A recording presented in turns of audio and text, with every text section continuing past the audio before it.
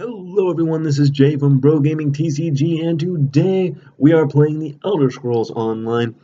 Now, this game is probably one of the most intense games I have ever had on the Elder Scrolls Legends. Now, we start off with a pretty decent hand, so I don't take any prophecies out of the gate. Draw into cast out here, which is actually going to save my life in this match many times. It is going to save my life. We're going to go ahead, pass our turn, draw a lightning bolt, play Afflicted Alia, get 2 damage down on the field very quickly. Afflicted Alia is one of my favorite cards to play turn 2.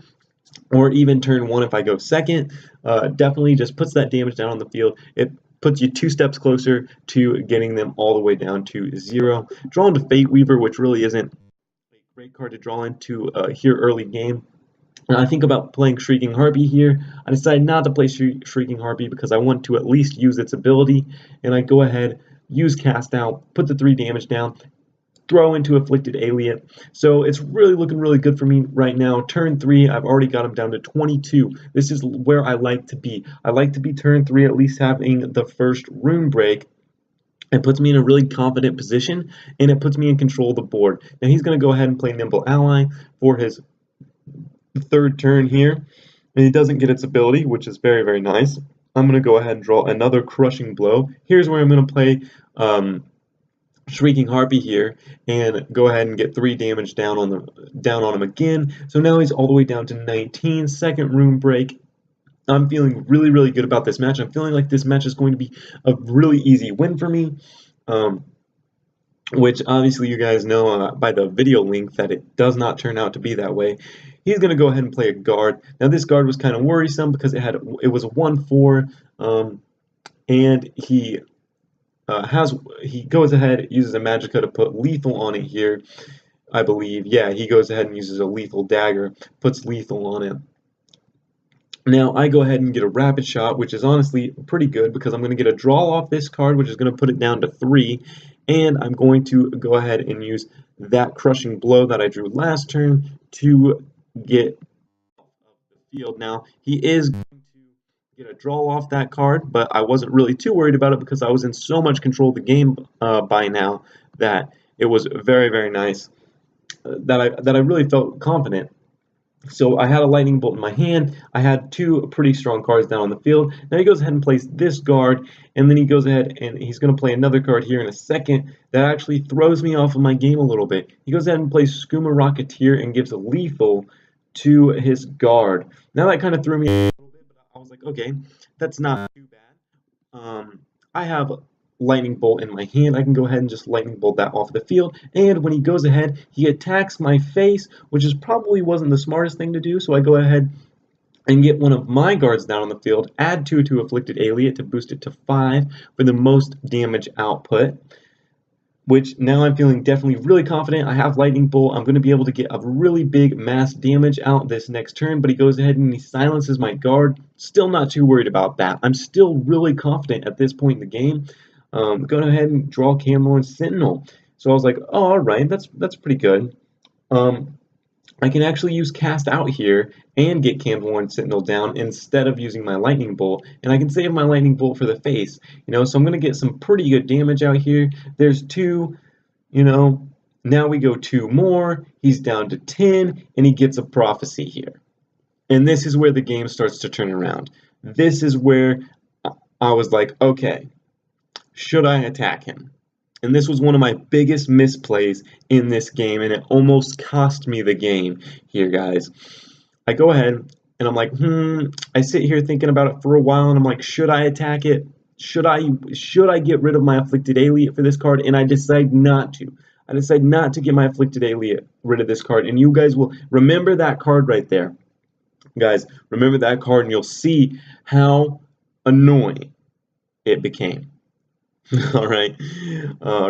So he goes ahead, he plays 1 card in the other lane because I believe that card can actually attack into, it can attack across lanes, which is really nice. He goes ahead and he puts 3 onto his guard, so now it's a 3/6. And I was like, okay, well now I can't take it out. I'm going to have to sacrifice one of my creatures to take this out, which is something that I really don't like doing. I don't really like sacrificing my creatures on guards just because my game is totally based around, damage and having the most damage on the board and, outplaying my opponent. He goes ahead and silences my Afflicted Alien, and I was like, oh, lovely. Now I don't have enough damage to take him out next turn, even if he takes out some of my, especially since he's probably going to take out some of my creatures. So he goes ahead and hits my Sentinel, and then he goes ahead and takes out one of his. He could have just hit it with his guard, and his other one and taken it out, but he decides to sacrifice one of his creatures because he has a guard on there. I go ahead and get Stone Throw, and I'm like, okay, I have Stone Throw, maybe possibly I could get this guard off of the field. I should have this turn, this is another misplay on my part, I should have just went ahead and lightning bolted and sacrificed my Shrieking Harpy, and then attacked over his other one for 5 damage. That would have put him at 5, and me having the ability to use a lightning bolt next turn, putting him down to 1 health. That would have been a smart idea. That would have put him in a little bit of a panic mode, and hopefully he would have made a misplay. Now this next turn, I don't know if it would have mattered or not because of what this next turn is, and I know he has a guard in his hand actually. He goes ahead and plays a Lethal Dagger, boosting it up to a 4/7 with Lethal on it, which is not good at all. He actually plays this card, so he does have a guard in his hand, actually a Summon guard, so not good for me at all. So now he's got a guard in the other lane, and he's got a guard in both lanes now, which is very frustrating for me. He goes ahead and uses another Magicka off of his ring and gets down another guard. So now he's got 3 guards down on the field, and there's no way I'm breaking through that normal lane to get through it. And I was like, okay, well, off of the Rune Break, I draw a Rapid Shot. Pretty good. I'm just thinking to myself, how am I going to get this guard off of the field? How am I going to win this game? I'm starting. He now has full control of this board, is what you guys don't recognize, is that he has full control of this board. He has more damage out on the board than I do by a long shot. I've got Stone Throw, I've got Rapid Shot, I've got Sharpshooter, and I've got Lightning Bolt in my hand. I just don't know which ones I want to play them on to win this game. So I'm really sitting here thinking this turn is the turn that decides the game. What I do on this turn decides the game. Who's going to win, who's going to lose.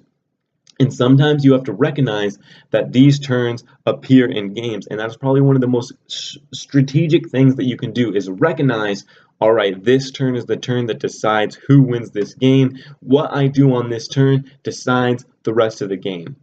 So I go ahead and play a Spider Worker and get a draw. I'm playing this very, very safe. Time's running out now. I don't know what to do. I go ahead and use Lightning Bolt on the face to get him down to 6 health. And then I go ahead and use Sharpshooter, break the rune, get him down to 5 so he has no more rune breaks. He's not getting any draws off there. I draw into a Cast Out. That's my turn. I don't have any more Magicka, and I can't attack. I don't want to lose any of my monsters. He's got 4 attackers this turn, and he's going to go ahead and use that. But I have Cast Out in my hand, and I know that. He goes ahead and he gains 4 health off that, which puts him back up to 9. I wasn't counting on that, which was very frustrating because now I don't know if I'm going to be able to have enough damage to take him out. I still have 18 health, which is pretty significant. He goes ahead and takes out 4. He gets the Slay. That means that's going to go up in attack. What he should have done is he should have attacked over. He should have attacked over that Spider Worker. Don't know why he attacked the Spider Worker in the first place. But once again, my Spider Worker works out perfectly for me as a great distraction. He goes ahead and snipes one of the cards off of the field, and he plays another guard. So now how in the world am I going to get 2 of these guards off of the field? I draw into Fate Weaver. I'm like, okay, Fate Weaver, are you going to save the day today? Are you going to be my saving grace? And boom, I draw another Prophecy card, and I'm like, yes. This is the time. I go ahead and I play that down on the ground, down on the field in the shadow lane so he can't attack it. So now I have enough damage to take him out. He goes ahead and hits me for 1. Goes ahead and hits me for 4. I've got 9 HP left, drawn to another Fate Weaver. Fate Weaver is going to get another Prophecy card. It's going to be a guard. I play the guard down. My field is full, and he does not have anything left to do this turn. And I believe he knew at this point that the game was over. I draw into Afflicted Alien, practically securing it. Stone Throw.